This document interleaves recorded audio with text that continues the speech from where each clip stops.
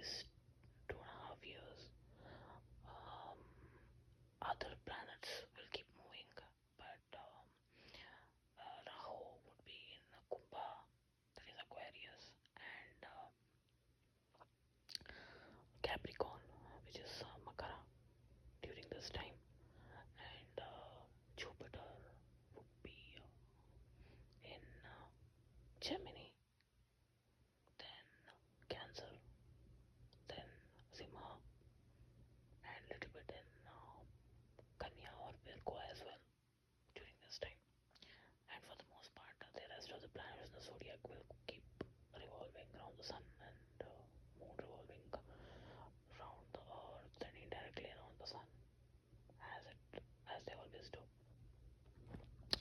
But these are some of the major movements of planets during this time.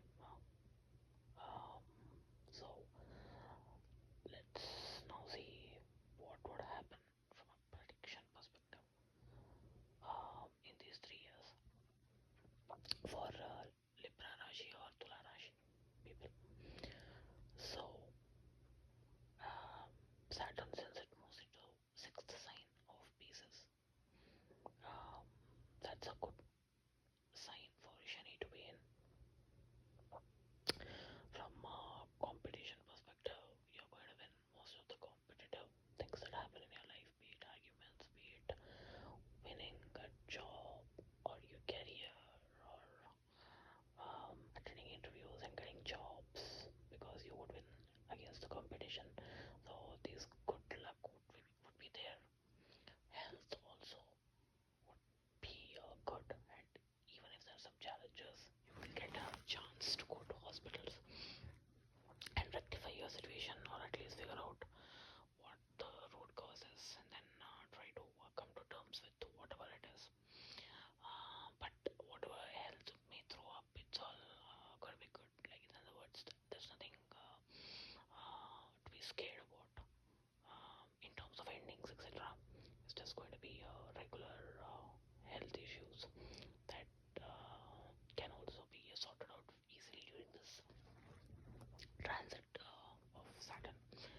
Now, um, remember also that Rahu moves through Aquarius and Capricorn during this time. So, Rahu, Capricorn is fourth, and Aquarius is fifth for Libra Rashi. So, Rahu moves anti-clockwise. So first it would go into Aquarius, which is fifth Rashi. So there could be some challenges around children and creativity and a little bit of luck factor maybe impacted because Rahu, which typically behaves like Shani, and Rahu being in a Aries sign, in, as well as Rahu also behaves like Shani, so it's as good as Shani being in fifth house. So whatever has happened till now, the last 2.5 years, because Shani was there sitting in the same Aquarius house before it shifted into Pisces, you can expect a little bit of that to continue. But you should also remember what I predicted for Shani in Pisces, so that is going to trump anything else. Because Shani being Shani is one of the major planets to consider for transit, and definitely it is a yoga karaka as well for Libra Rashi folks. So even that plays a part on the positive side. Now, after 1.5 years, that is somewhere in December 2026, Rahu moves to Capricorn, which is Makara. So that's like the fourth sign from Libra. Again, that's called Ardhashtama Shani. That's not expected to be good transit because first of all, Saturn sign. So Rahu behaves typically like the sign. I mean, in this like the Lord of the sign it's in.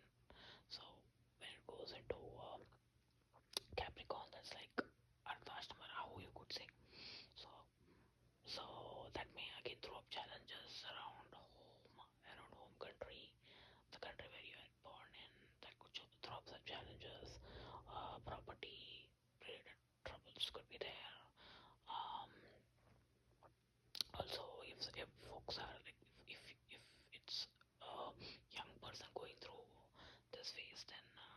some educational challenges, some kind of problems around learning things. But at the end of the day, as long as Saturn is in sixth house, it typically trumps any other problems that can occur in life until it is in pieces. So overall, it's a good transit for Libra rashi folks. But you should also remember that Jupiter until May 15, 2025 would be in Taurus, which is 8th, wherein they were facing challenges, but it moves on to Gemini from 2026, sorry, until 2026 May or so, for 1 year. That will be that's when, since Saturn is also sitting in the sixth house, and Jupiter sits in ninth house, which is one of the best placements for Jupiter from a gochara or transit perspective. These two together will trump anything else that could occur in life, and it is majorly positive for Libra Rashi people. And then Jupiter will also move into 10th and 11th signs, which is Cancer and Leo respectively, during this transit of Shani in pieces. That is in 2026 to 2027 or so. It keeps moving back and forth between Cancer and Leo, and back to Cancer and back to Leo, and then until 2026 to 27 it will be somewhere between Cancer and Leo, and even 2027 to 28 it will be somewhere between Leo and Virgo. But for the majority part, it's in 9th, 10th, and 11th kind of transit of Jupiter for Libra Rashi or natal moons. So that's also a very good transit. So overall, I see very good transit for Libra Rashi or Libra natal moons folks, compared to many of the other signs. Also note that your dasha and bhukti is what matters the most. But given that transits are good, definitely it will alleviate some of the problems you may have with the bad dasha too. And if it's a good dasha, there's nothing that can stop you. I mean, it's like all good things that will happen. Good times, good phases. Just be very a little bit careful about Rahu and Ketu.